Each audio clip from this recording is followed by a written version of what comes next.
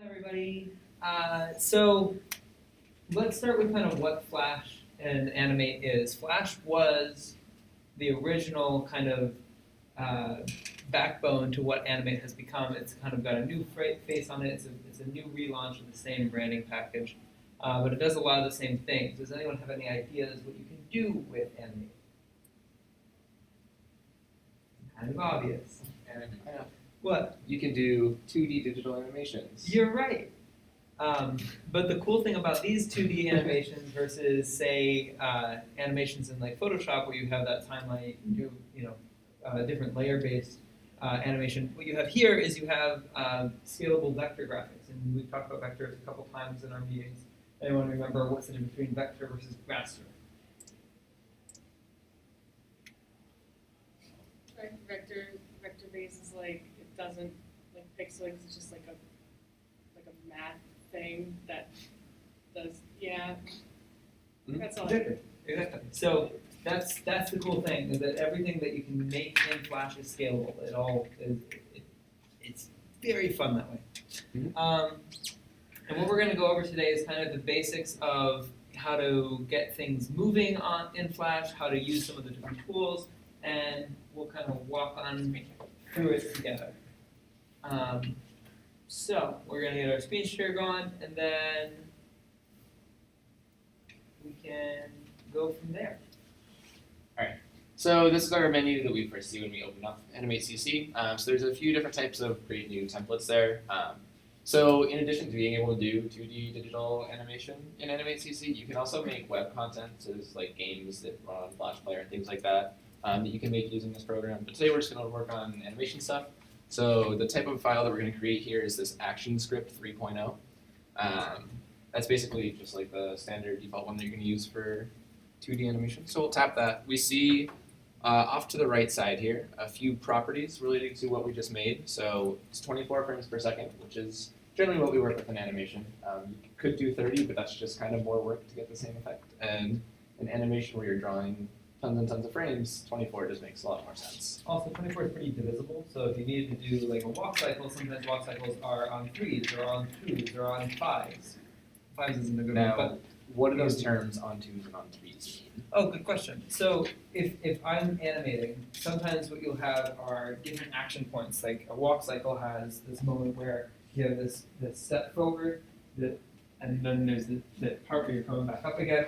So all of these different moments happen at regular intervals, and so based on how fast that character should be walking, you can kind of assume the number of frames you need between each of those. So when you're animating on 2s, as you called it, that basically means that every frame that you draw is going to show for 2 frames. So it's basically, it's effectively 12 frames per second that you're drawing at that point. If you animate on 3s, that means you're going to draw 1 frame that's going to last for 3 frames. So it's less work, but it also makes it a less fluid animation.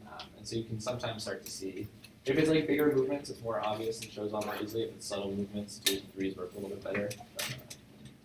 So Would you ever use a combo of both? you can.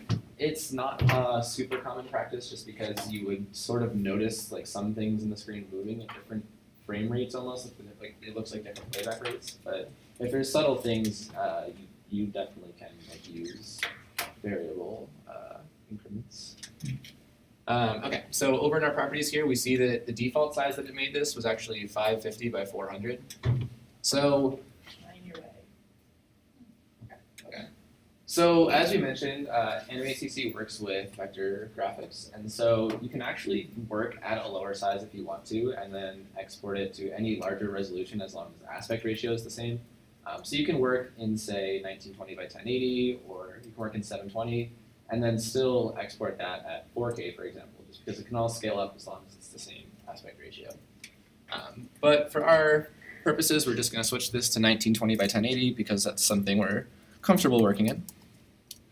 Okay, so let's walk quickly through the interface before we start getting into what we're doing here today.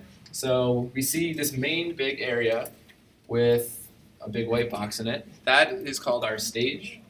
So the stage is similar to the canvas and some other programs. It's going to be where you're doing a lot of your work.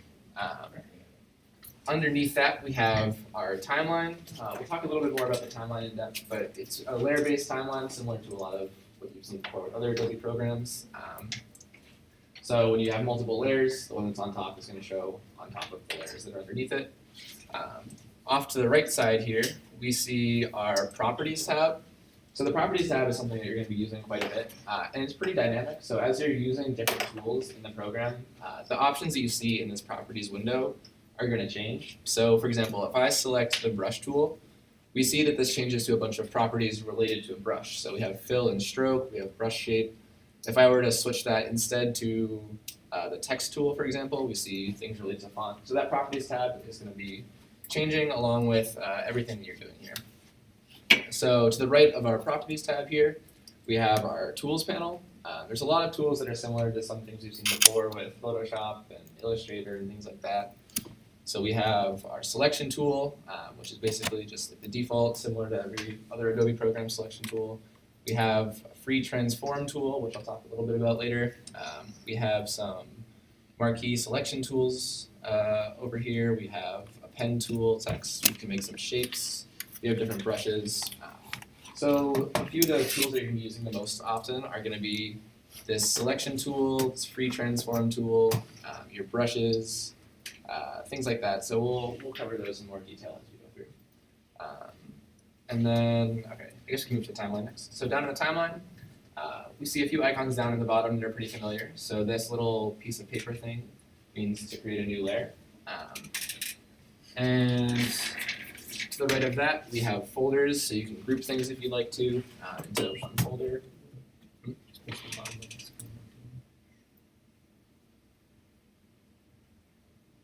Good. Okay. We have a trash can, so we can delete layers on there. Then we have some playback options over here. So in Animate to playback, the default keyboard shortcut is actually the Enter key, not the Space key.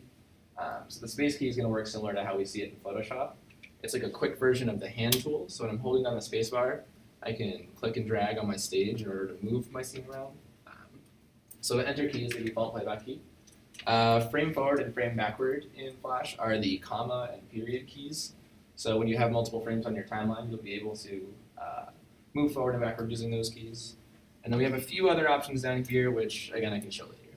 So let's delete that extra layer and jump right into our brush tool. So our brush tool is one of our most common ways of drawing and creating animations in Flash. So there's the keyboard shortcut for that is B. We see some of the properties for it. We have a brush size over here. We have different brushes we can use in terms of like the shape of the brush and things like that. And we have this property called smoothing. So first I'm going to make a stroke with smoothing set to 0, just to show you guys what smoothing does. And you can also use your open and close bracket keys in order to make your brush size larger or smaller. So with smoothing turned off, that's a pretty jagged line. It's basically explicitly following exactly where my pen went. And so it's not exactly going to be the most perfect. If I turn smoothing up to, say, 40 and make that same kind of stroke, we see that it does a little bit of correction. So it started out rough and jagged, and then once I let go, it did some math to kind of straighten it out, smooth it out. If I turn my smoothing all the way up to 100,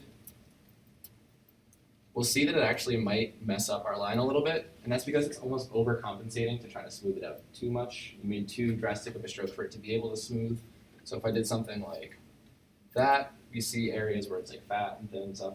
So you basically want to have smoothing high enough that it makes the kind of stroke that you're looking for as organic or smooth as you'd like, but without going too high that it's going to mess up your strokes. All right, delete all that stuff. And so let's show a little bit down in our timeline here. So we see at the first frame of our timeline, there's a dark gray box with an open circle in it. So circles in any of these frames on our timeline represent a keyframe. And keyframes work a little bit differently in Animate CC than they do in After Effects, Premiere, things like that. So before we've seen that you can keyframe properties like rotation, scale, position, all that kind of stuff. And that when you have two different values on separate keyframes with After Effects and Premiere, it'll basically like fill in the difference between those two keyframes. In Animate CC, these work a little differently. These are basically separate drawings that we've created at different points on our timeline. And so if I were to make a stroke right here, oh, I'm gonna turn my splitting back down so that doesn't look bad. If I were to make a stroke right here and then move forward and make a new stroke, it doesn't fill in the difference between those because it doesn't know how to. It doesn't know what the difference between those is. It just shows basically a new drawing on this new frame. Okay, so down at the bottom here, we see that if we just select an area and try to draw on it, it's actually going to not make a new keyframe right there. You have to insert your own keyframes in Flash, and it doesn't automatically do them when you draw or things like that. So a few of the most helpful keyboard shortcuts that you're going to be using a lot are F5, F6, and F7. So we see down here we have a keyframe right now on frame 5. If I want this drawing to show on frame 6, I actually can't even move my playhead to frame 6 right now because our animation doesn't go that long. But I can select that on our timeline, and I can hit the F5 key, and that will basically extend the duration of this keyframe to whatever frame I told it to stop at. So if I move forward to frame 25, hit the F5 key, we see that this keyframe is now showing for all 20 of those frames in there. And we see right at the very end, we have a little black box that's not filled in. So that's where you know that the end of your current frame is. So that was F5. F6 is the next helpful keyboard shortcut to know. F6 is going to make a new keyframe by duplicating the previous one. So basically it's going to take all the values, all the art and everything that exists within the second keyframe we made here, and it's going to copy that onto a new keyframe right at the end here. The last helpful one is F7. F7 is insert blank keyframe. So what that's going to do is it's going to make a new keyframe, but it's not going to have any art existing within that frame yet. So you can start from scratch. So using F6 is pretty helpful when you're just going to be making slight adjustments to the previous frame. You can basically, I'll show an example. Clear all these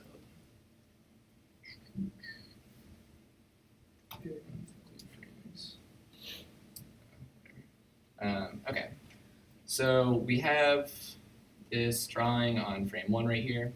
I'm going to hit F6 over on frame 3.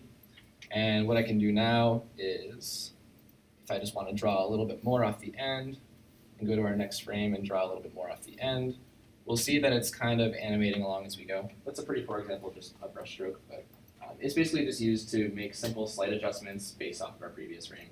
F7 will be if we're going to be drawing completely anew. All right, and so now that we have multiple frames down at the bottom here, we can see that we can use our comma and period keys to go frame forward and frame back. I'm just gonna do that. All right. So should we go into like bouncing ball and workshop together for that? Okay. So a pretty common animation exercise to do for one of your first things in animation is to animate a bouncing ball. So if I had a tennis ball on me and I dropped it onto the table right here, we know that it's going to basically bounce most of the way back up, a little bit lower and lower each time for a few bounces until it settles on the table. One of the key things to think about when working animation is a concept called spacing and timing. And so that's basically going to make your animations look a lot more realistic. So when we drop a tennis ball from up here, it doesn't move at a linear speed in each frame on the way down. It's going to be a little slower at first as it's building up speed, and then it's going to drop very fast as it comes down to hit the table. And then once it comes back up, it's not just going to go straight up and straight down at a linear speed. It's going to go up, it's going to slow down at the top a little bit, and it's going to come and fall quickly again. So we need to think of those kind of things, keep those in mind as we're animating our bouncing ball. And so we're all going to do this together so we can walk around and work with everybody through it. So first thing we're going to do here, we can rename this layer to keep it a bit more organized. So I'm going to make, so I'm going to make this layer called background. That's not how you spell background. All right. And so for this, we can just draw a straight line for our ground that we're going to be working on. So you can take the brush tool, and similar to with Photoshop and other Adobe programs, there's a lot of the transform controls with the same shortcuts. So when I'm drawing a stroke, if I hold the Shift key, it'll make that a perfectly straight line, even though I'm not drawing it perfectly straight. So that's going to be our ground. And we don't want to touch this layer now. We don't want it to get messed up. We don't want other drawings to accidentally go onto this layer. So I'm going to use this little lock icon right here to lock that layer.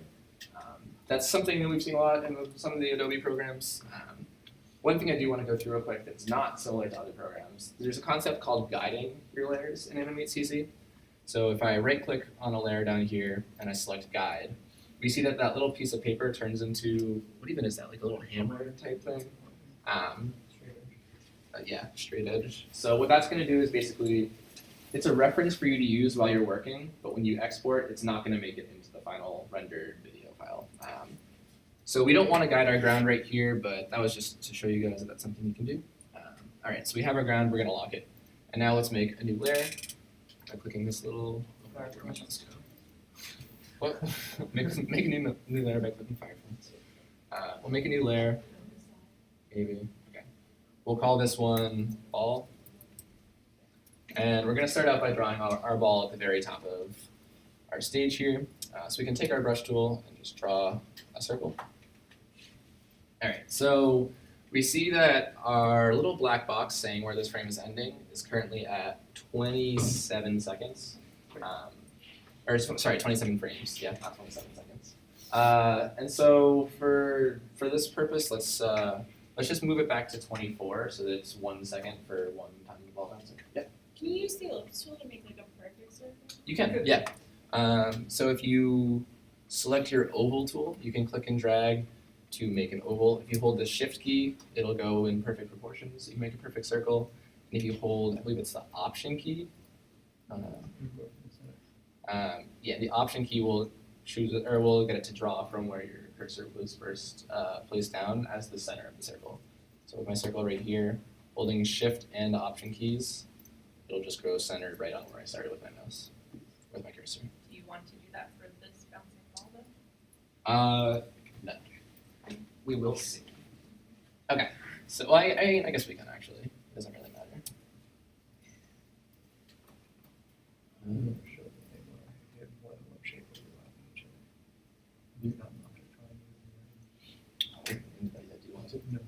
Oh, it doesn't matter. Okay. So to make this a little bit easier on ourselves, we can animate this on 2 so that we're not just sitting here drawing a whole bunch of frames. Oh, I did mention we wanted to bring this back to 24 frames though. So when we were hitting F5, that's the insert frame command. That'll basically, when you have a layer selected or a place on your timeline selected, it'll insert enough frames in order to reach that point.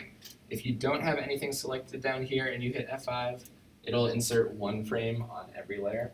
So that can be useful if you need to extend where something is in the timeline and push everything else down with it. But if we want to go backwards to 24, there's a few different ways we can do that. If you hold the control key, I believe it is, you can click and drag. Oh wait, no, maybe it's not. Is it option key? Yeah. If you hold the option key, you can click and drag the square on the last frame and drag it back. Oh no, that made me a keyframe. Could have sworn it's the control key. I don't know if that worked. I always just deleted frames. I know, I guess we can do that. So we can select the frames that we don't want. Yep. And then we can just right click that and remove frames. Yep, and so now we see these turned into a bunch of individual boxes, so there's nothing on those frames anymore. We can do the same thing down at the bottom here. Remove frames. Okay. So what do people think we would do normally as our way of getting this ball to animate bouncing up and down? How would you do it in other programs, maybe? Any ideas? Yeah. Oh, 2 hands. Who wants to? Nick. After this frame, the original circle wouldn't be there, you could redraw it. Yeah, so we only have this 1 keyframe in our timeline right now. So this 1 frame is basically extended for 24 frames. You're seeing 1 keyframe for the entire duration of it. And so if we're to make more keyframes, depending on how we make them, yeah, that would happen. I have a question. So Okay. like I press the 24 box and then I press F5, but it's not like going there. Yeah, so F5 on its own is insert frames. So you need to have a keyframe that can be inserted to there. Let's take a look at that. Oh, you might have to hold your function key and then F5. That's the F5 key. Yeah. Yeah, that's something important to mention, I guess. So some of the computers in this room might have already been switched by default, some of them might not. But you're supposed to hold the function key in order to hit F5 because it just has other functionality attached to it. But some of them are set up so that you don't have to use the function key. The function key does the opposite behavior normally. So depending on how your computer is set up, it's either F5 or function F5. And that'll be the same for all the function keys. Okay. So say we were to be doing this in After Effects, I would honestly just do this using mostly position in order to take the position of the ball, move it down, bounce it back up. I would use a little bit of scaling also so that it can squish a little bit when it gets to the bottom and extend as it goes back up, which is a concept called squash and stretch, which is pretty important in animation also to make things look realistic. But in Animate CC, we're going to be doing things a little bit different. So we're instead going to redraw this ball a few times as it falls down. So if we were to use F6, as we mentioned, that's going to duplicate keyframe. And so that will make a new keyframe that still has our ball in it. So I went to frame 3 since we're animating this on 2s, so I skipped a frame in between there. And so if we were to take our ball now, move it a little bit down, you can hold the shift key so that it goes straight down also. We can begin to move it down that way. Our other option would be if we wanted to, we could make blank keyframes using F7.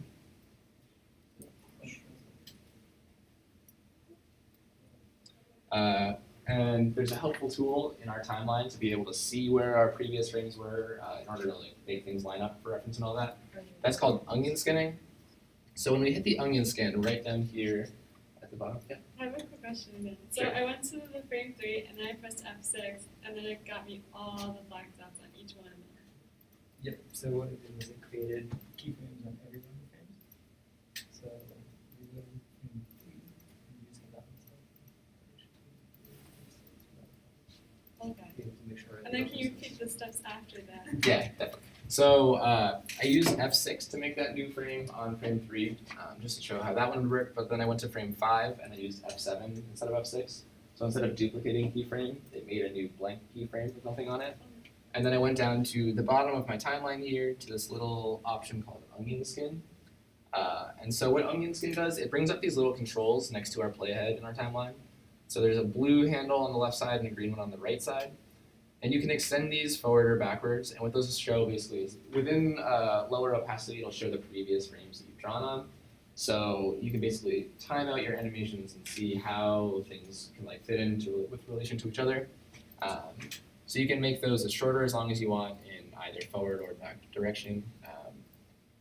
So we could, if we wanted to do it this way, we could take our oval tool again and make a new oval a little bit lower.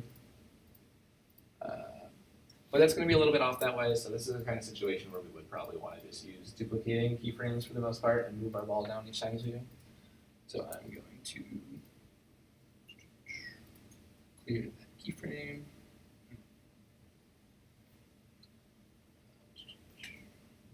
I'm going to go back and hit F6 there, take my selection tool, the shortcut for that is V, and move it down a little bit more. And then we'll repeat this process as we go through, 2 frames at a time, hitting F6, and then moving our ball down. And if I keep my onion skin on, you'll see that I've been kind of making this difference between each ball go a little larger and a little larger each time, so that's just going to basically be what we talked about, timing it out so that it falls slower at the top and then quicker as it comes down. So we'll just go a few more times through here.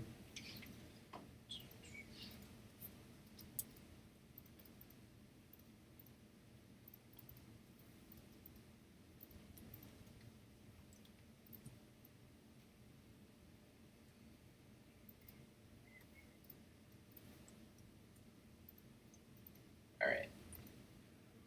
So anybody need any help getting this going, or are we all coming upon? Balls? Mine kind of looks different. Like it's got little tiny dots on the inside of my circle. Yeah, so that just means that your circle is selected. When you see a mesh sort of looking thing over any of your stuff, that's just the area that you currently have selected. So if you click on the ball with the selection tool, it should select the whole thing. Yeah. So if you were to like click and drag that now, or like use the arrow keys to move your stuff, that's the area that you're working with. Are we supposed to hold shift? So holding shift when you drag it will cause it to go either straight up and down, straight left and right, or perpendicular diagonal. So yeah, you can hold shift if you want to just drop straight down. And are we supposed to like click like a different frame every time we do this, or press F6? So since we're working on twos, we've gone basically every other frame down in our timeline here, and then hit F6 to make a new keyframe by copying the previous one, basically. So you'll have keyframes every 2 frames throughout. So I go this one. Mhm. 6. And then you can move your ball from there to the next frame.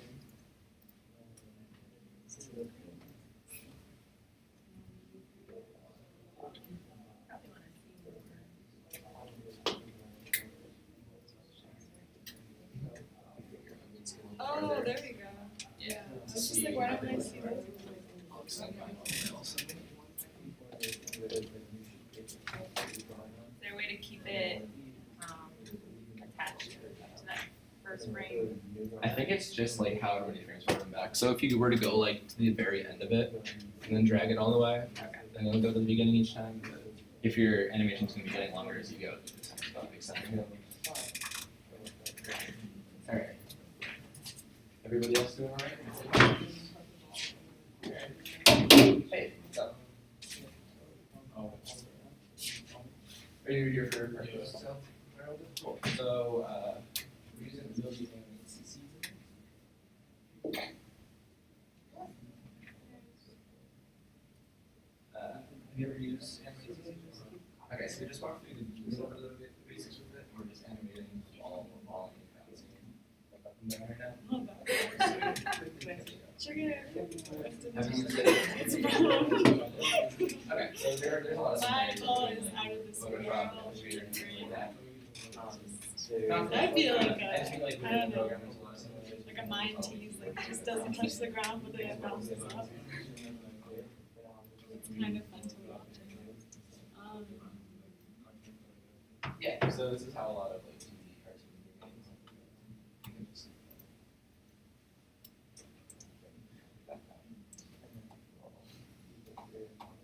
Alright, so that's the type of file that we're gonna make for this. Oh. And then Are we supposed to drag the ball before we press F6?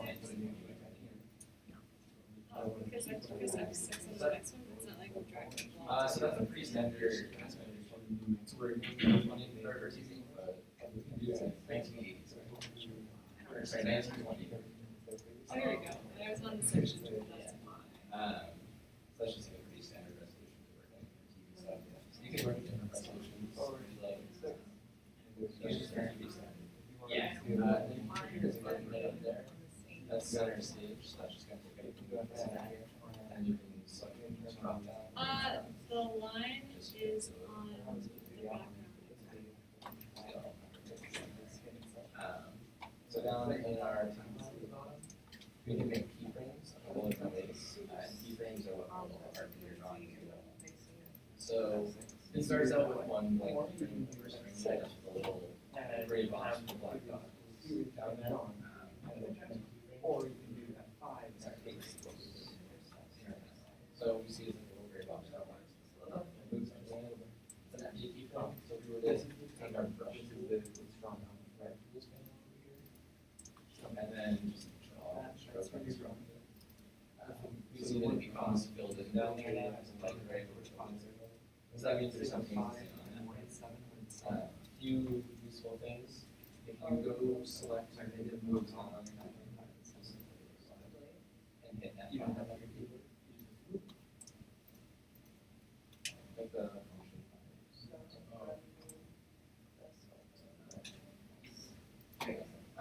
So what that did is think this iteration executing on, and then so it's on frame 1, so then I set this frame. No, it's just the hands. But the people is off right now, so no offense here. So that's a useful one. You want to select another part of the one down here. So just with using your mouse, just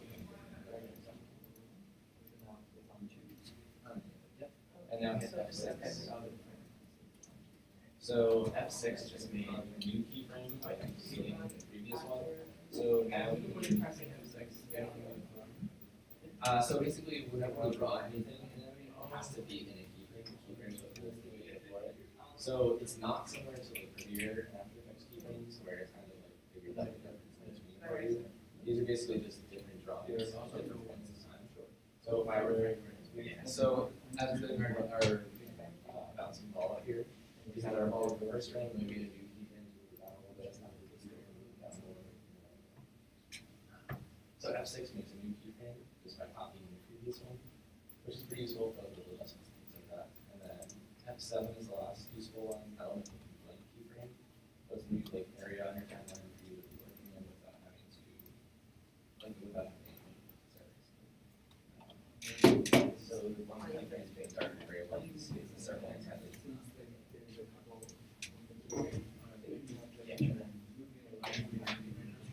Yeah, so we're doing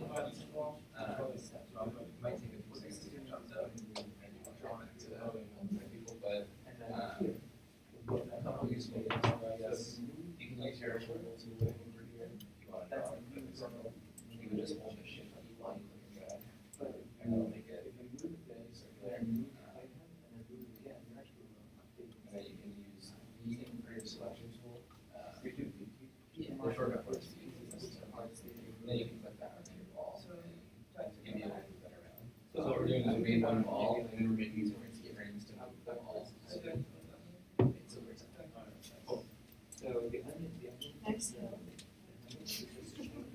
All right. So I had mentioned a little bit about a concept in animation called squash and stretch. So now that our ball has hit the bottom, the ground here, I'm just going to squash a little bit because all of the force coming down with the ball is basically going to cause it to hit the ground so hard that it's basically the momentum is stretching it outwards a little bit. So if a ball just stays pretty circular, like perfectly circular the whole time, it's going to look a little just odd to the eye when it bounces off the ground. It just won't quite look right. And so swashing it out a little bit will let us basically make it slightly more believable to the human eye, trick the eye a little bit into what it would expect to see. So depending on the type of material that we're working with, we would change the amount of squash and stretch that we have. So a bowling ball isn't going to squash very much. It's a very hard material, so it's going to stay pretty much the same like shape all along. But something softer, like a tennis ball, would squish a little bit when it comes down. So there's a few different ways we could do this. So if we go to the last keyframe that we drew here, we can use our free transform tool. And so that brings up what we see similar to like Photoshop and things like that. We have all these points along the sides for changing its width and height and scale and all that. We have a point in the center, which is the anchor point. That's where it's going to rotate around if you were to use any rotation. So for this case, since we're squashing it down into the ground, I'm just going to take the top handle here. I'm going to hold the shift key, and we see that it's basically squashing and stretching based around that point in the center, the anchor point. And if we want that to go on the ground, we can just move our anchor point down here, and it'll now shrink from the anchor point. Okay. Let's go forward a couple more frames and continue animating this. So as it comes back up from having squashed on the ground, it's going to get actually a little bit taller at first. So that's the stretch part of squash and stretch. When something's moving faster, it stretches out a little bit. And when it comes to a sudden halt, that's what causes it to squash. So as we go forward 2 frames here and hit F6, we're going to make it a little tall. Move it back up a little bit here. And then we'll continue going through, moving it a bit more. And we can unstretch it over time.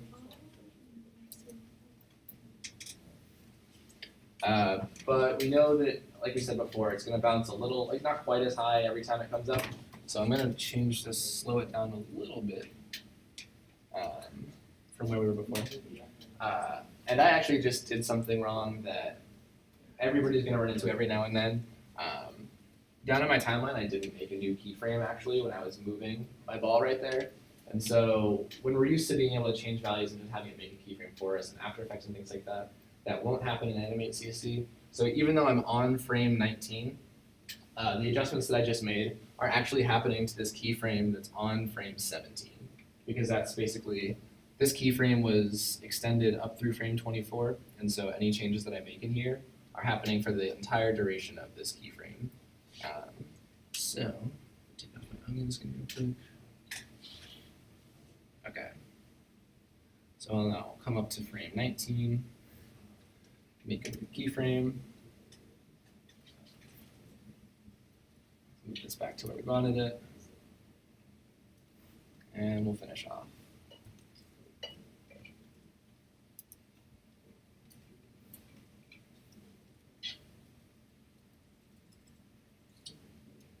Could actually just go a little farther forward if we want to. And continue this a little bit more, just so it comes to a slow stop there.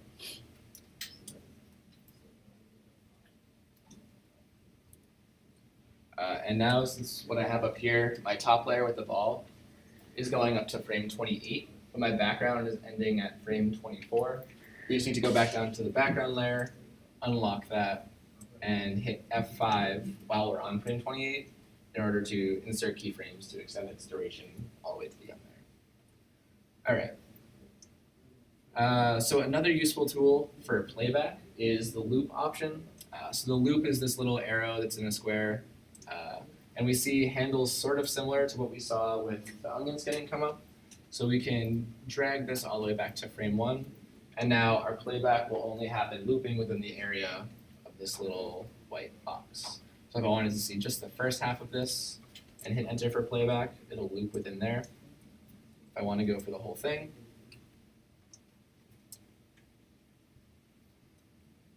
okay. And so we see that this is pretty choppy. That's what's going to happen a little bit when you animate on 2s. So your eye is only seeing 12 frames per second because there's 12 different images being shown. And so that's what makes it look a little bit less smooth. If you wanted to put in more time and animate every single frame, it would look a little bit smoother.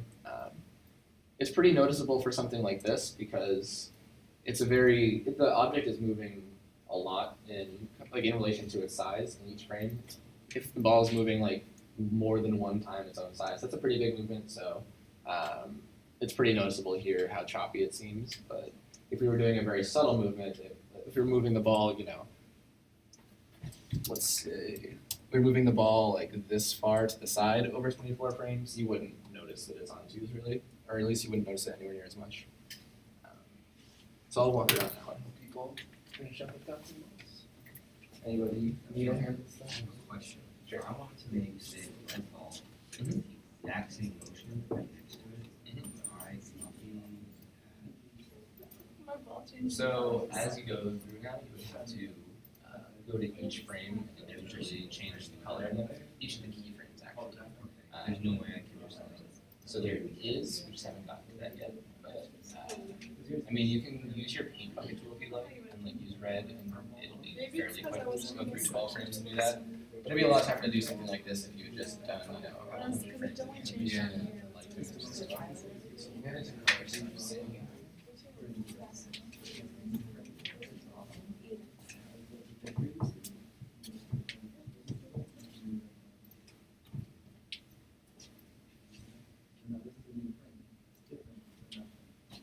So something important to think of when animating is whether something is going to be a pendulum motion as it's described, or I think it's actually the bouncing ball motion is the other option we'll give for it. So when the ball bounces off the ground, there's nothing slowing it down at the bottom. So you're not easing into the bottom and then easing back out of it.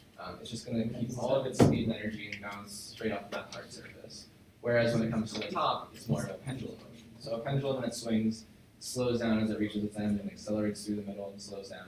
So that's what's happening with the ball when it comes up. It's hitting hard off the ground and not losing any speed, but then it slows when it comes to the top. So when we're spacing out our different balls and we're redoing that timing and everything, you don't need to basically ease in and out of hitting the ground. It would just be for the top motions. And that's something that translates to a lot more than just bouncing balls.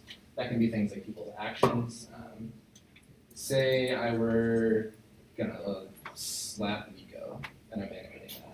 So as I wind my arm back, I'm basically loading up a pendulum type motion here. My arm's coming back, it's reaching a point and then easing out of it.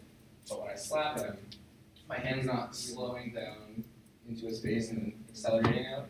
It's going to keep all of its speed going through that impact. So that's an example of when you would want to use a bouncing ball versus a pendulum type animation. I don't know if that made much sense, but okay, It's funny too. cool. What's up? My ball changes colors. It does. That's fun stuff. We're going to talk about color in a little bit. If you want to go through. Oh, I think it's actually just because parts of it are selected. I think that you're just seeing the mesh over it.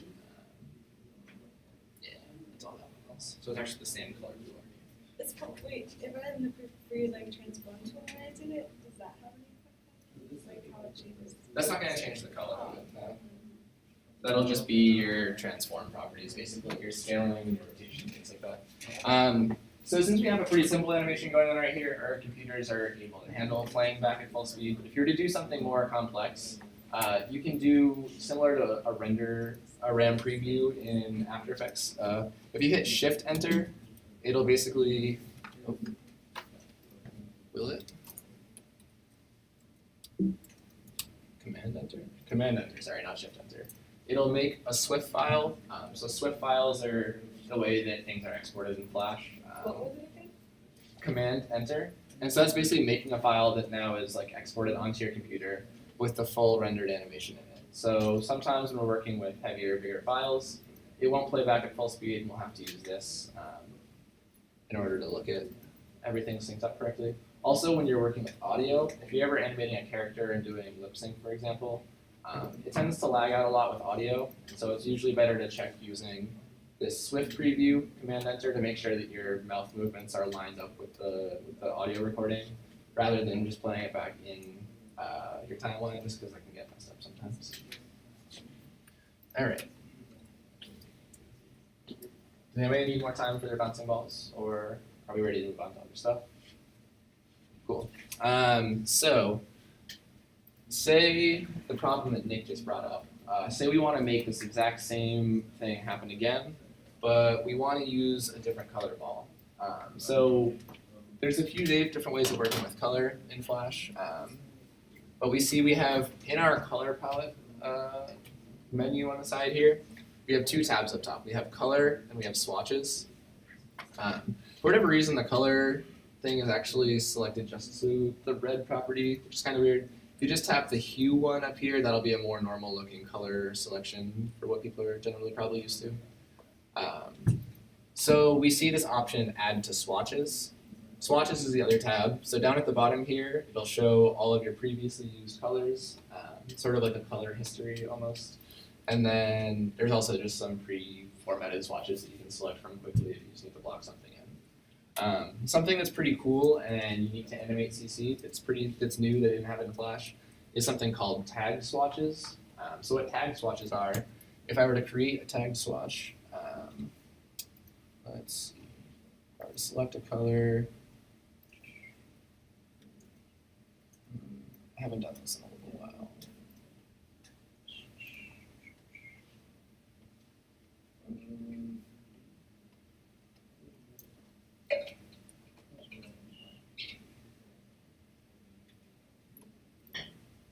Hey Jeremy, want to remind me how to make a tag swatch? Yeah, I think you gotta right click, or you have to have a swatch selected, and then the option is there at the bottom in the corner. Yeah. Oh, that's what it is. Okay. Yeah. Okay. So now that we selected this icon, I'll show it again. We selected this icon right down in the bottom of this row here, as we had a swatch selected. So I guess we can do this with the color of our actual ball. If you hit I, that'll be the shortcut for the eyedropper tool.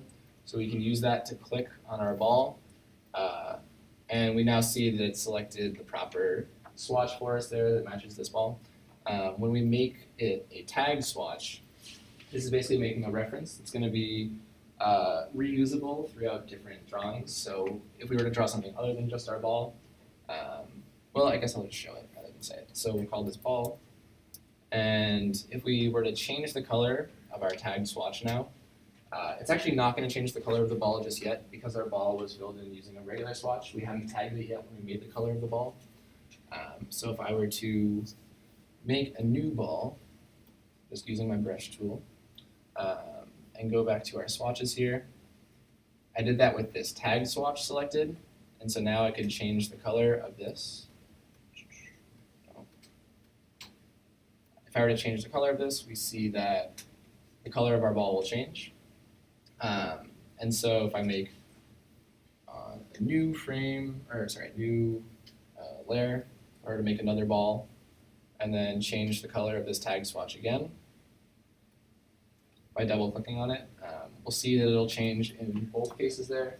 So it's usually a good idea to work with tag swatches because it's very easy to swap out colors instead of having to go through every single keyframe that I made of this previous ball and use the paint bucket tool to fill in that color over and over again. Instead of doing that, it's just gonna basically be referencing the same tag swatch every time that we ever use the swatch. So we can change the color once and it'll change across the board on all of our keyframes where we use it, as So opposed that's to really helpful for like if you're doing character design and you're not sure about the character's colors yet, or something along those lines. If you're like working with a director or someone's saying, "Hey, I want to have a character that's got this color palette," and they give you a color palette to work with, and they're like, "No, wait, we want to change the color palette." Instead of going back through and having to redraw all of those different pieces and refill in all the different parts of that character, you can just use a tag swatch and it suddenly updates everything. Even if you had done some animation with the character already, immediately it's all changed. Yeah, so if I use a non-tag swatch, I just selected a red here.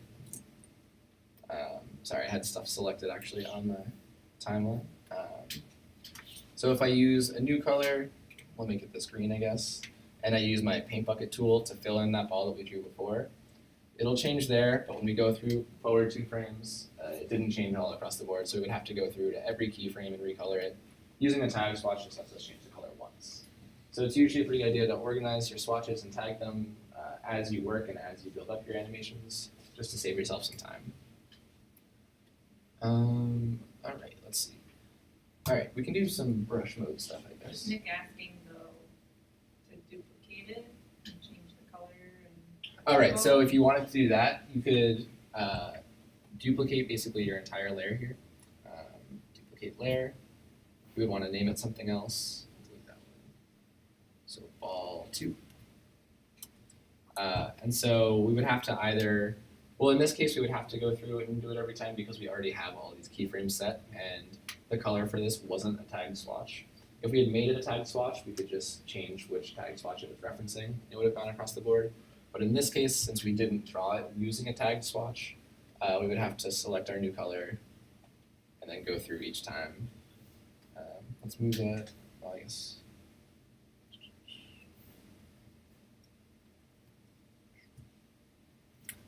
So since we have to edit things on all of these keyframes, we can use the edit multiple frames option. And what that's going to do is basically everything in the selection we have, when we shift it to the right here, it's changing all of those. It doesn't look quite right now because I changed the color on some of them on this first ball layer, but not all of them. So it looks a little funky, but turning that off, we'll see that we now have, whoa. All right.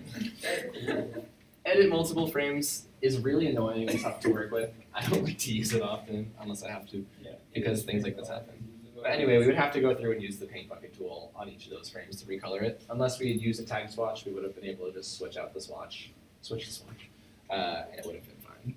Can you unlink the tag swatch if you want it to be that color after you changed it? What do you mean? Like if you made it with the tag swatch and then you want to change it to red, have them side by side. So you would just make a new swatch and then change it to the new one. I mean, I guess you can untag it also, I think, I believe. No, I guess you can't untag it. You just have to make a new swatch for like changing the color, I guess. Okay, so now let's get into brush modes. So brushes in Animate CC have some advantages and some disadvantages. So one of the reasons people like to use Photoshop for animation sometimes is because Photoshop has tons and tons of custom brushes that are really, really cool that you can do a lot with. Animate CC is a little bit more limited in terms of your brush options. we see that these are our shapes for brushes here, whereas this drop-down menus version in Photoshop would be super, super long with all sorts of cool brushes.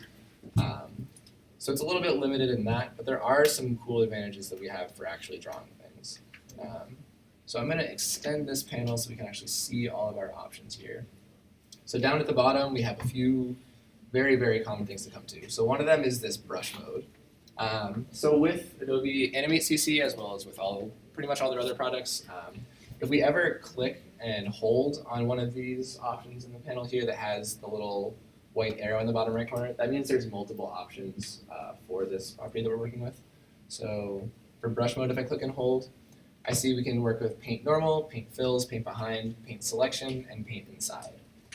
So paint normal works basically just how we've seen. It'll make these different brush strokes.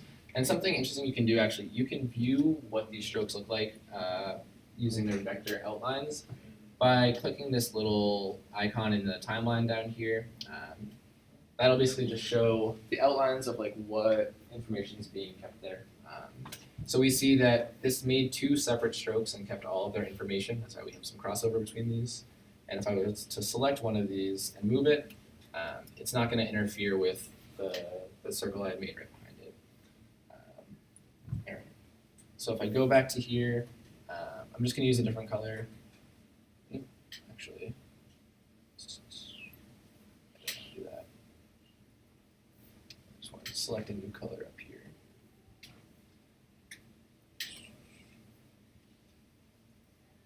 Go with the red. Okay. So I'm going to hit B to go back to my brush. So paint normal was just going right over it as we saw there. Paint fills is basically going to just go into the blank space in between what we have here. So we see that I drew a line over this green line, but it only goes into the background there. So you're just filling blank space that doesn't have anything drawn on it yet. Or specifically, it fills whatever thing you start on. So if he starts on the green line and he were to draw around it, it's only going to stay on the green line. But the problem is that that green line is actually a stroke and not a fill. So it's not actually going to work on that either. Oh. Yeah. So then it gets more specific in terms of like what you can draw on. But if he had something that was like filled in already, and then he would draw on it, then that paint fill would only draw on those fills. So paint behind is actually what I was describing. So paint behind will just color in behind each of these into our blank areas that don't have anything drawn on them yet. Paint selection can be very, very useful. So let's make something new over here. Wait, I can't work by accident. Let's make something new over here. I'm just going to go to the first frame. So I'm going to make another ball. But this one we want a little bit more stylized. So I'm going to draw a little bit of a shadow onto this ball. So I'm going to use my eyedropper tool to select that color. And then I'm just going to choose a slightly darker shade using my color tab up here. Oh, I can't do it with it selected. All right, I'll choose a slightly darker shade. And I want to go back and color a shadow into the ball in the kind of ellipse shape right here.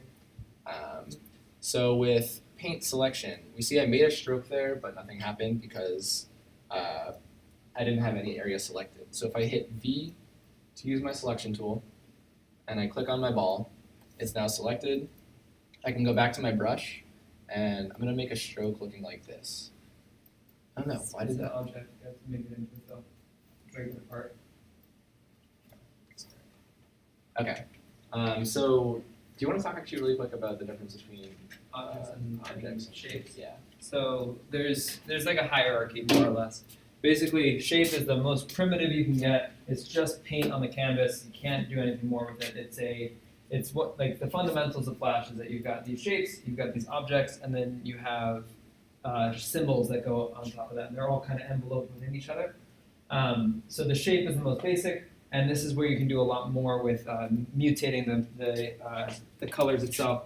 So if I were to use this direct selection tool, I can actually pull on these different points, just like we've talked about with Bezier curves, and I can manipulate the actual shape itself. If this was already an object, I don't have all of these points to work with. I just have the one center and the outside radius, and that's all I can manipulate when this is an object.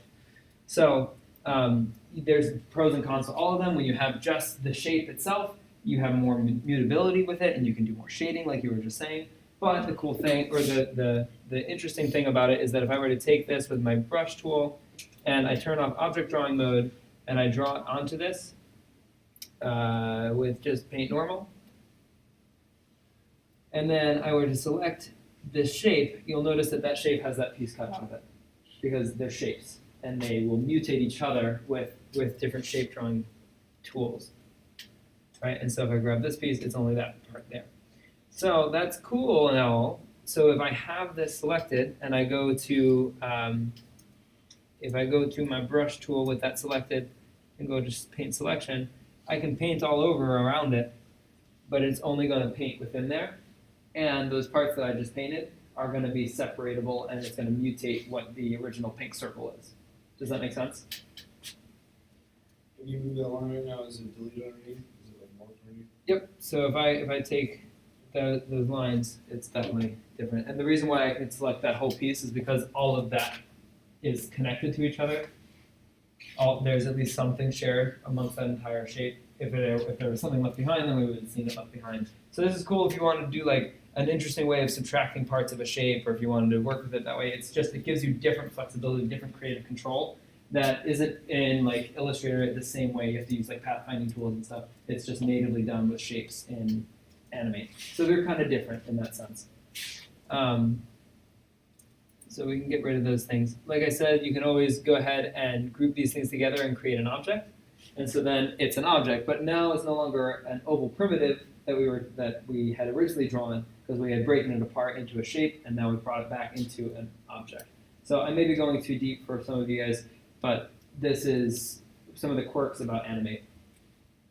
So then, yeah, this is a little in depth, but if you were to take an object, the file that you bring in, like PNG, and that can Animate treat that itself as a shape layer, like can you transform that into a shape layer, then combine that and do that same effect? So you're saying like image trace kind of things In from a sense, Illustrator?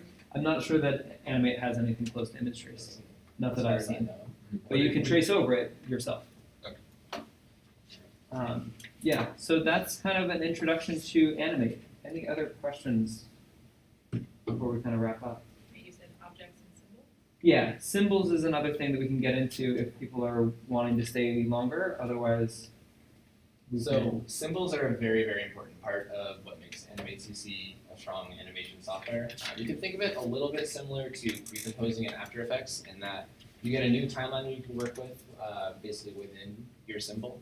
So you can make a whole new set of layers that acts independent of whatever you have on your main timeline. Symbols can get pretty in-depth. There's different kinds of symbols you can make. You can make things movie clip type symbol, you can make them a graphic type symbol, and each of them work in different ways. It would probably take us quite a little while to go through everything about them, I think. But if people are interested in learning more about symbols and things like that, I do have a link I can send people. That's a very helpful tutorial that I watched when I was first learning about Animate CC. Go into more depth about like what symbols are, how to use them. But basically, when you're working in a very complex file, so for example, I worked on an animated show when I was in Los Angeles last fall at my internship, and they symbolized everything in all of their Flash files. So when you have a character, there's a symbol for the whole character so you can work with the whole character at once. Inside of there's different symbols for the character's head, their torso, and their arms, and their legs.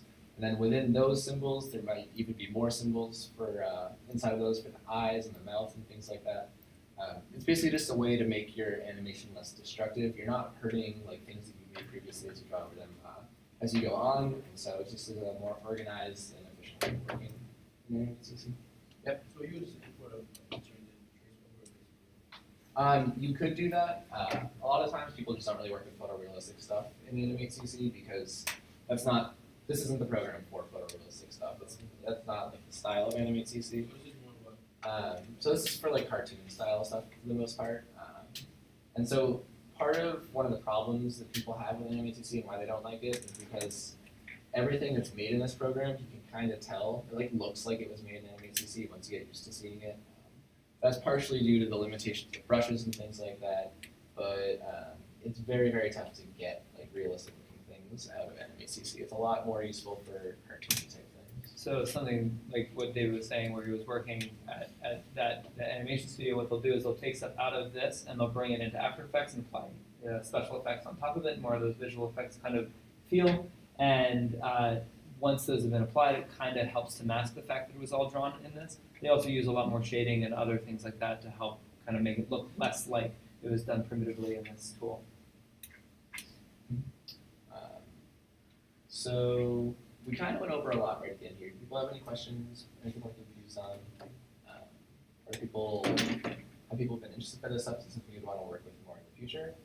Because what we've covered today is like the very basics of both Animate CC and also some animation principles. If you guys ever take intro to animation with Jason Harrington, you'll learn more about this kind of stuff. Same with motion graphics and animation with Brad Luder, you'll learn some of those animation concepts. We don't use Animate CC at all in his class. We use it a little bit, but not a ton in Jason Harrington's class. But those are some options if you like. Yeah, there's also going to be an animated ICTV show next semester, the second one ever, hopefully, most likely, we think. Pitches haven't been approved yet, I don't think. I don't really know a whole lot about the ICTV process, but there most likely will be an animated show next semester. So Jeremy and I worked on Power Down last semester. Jeremy was one of the co-creators of it. That was the first ever animated ICTV show. And so we used Flash, we used symbols and all these kind of things and really delved into this program working on that show. So if you guys are interested, there will be another opportunity to do so next semester, most likely. And of course, we're always available on Slack too, so if you're like interested in doing more with this, always feel free to send us a message and be like, hey, can we go over something like this? Or more about this specific topic? Definitely reach out to us. Also, like I said, I have some helpful links I can send people if you're interested in learning more about some of this stuff just on your own in your free time. So let me know if you'd like those links. Yep. We just need feedback from you to know what you guys want so we can get it to you. So speaking about feedback, that's kind of our plan once we get back from break, is kind of shifting Park Post towards more of a feedback group session. So if you have work that you're working on or if you have production things that you're bringing to the table, bring them in and we can kind of talk about them or talk about different creative ways to like approach a problem that you may be facing in some kind of a project. So that's kind of going to be our focus moving forward unless there's like a real hard, like we need more help with this thing in After Effects, this thing in Fusion, whatever may be going on. And if you're not in a production class right now, if you are taking one next semester and you're kind of curious to get a little head start, we can also help with that. Yeah, that process, or even if you want to see what some other people have been working on.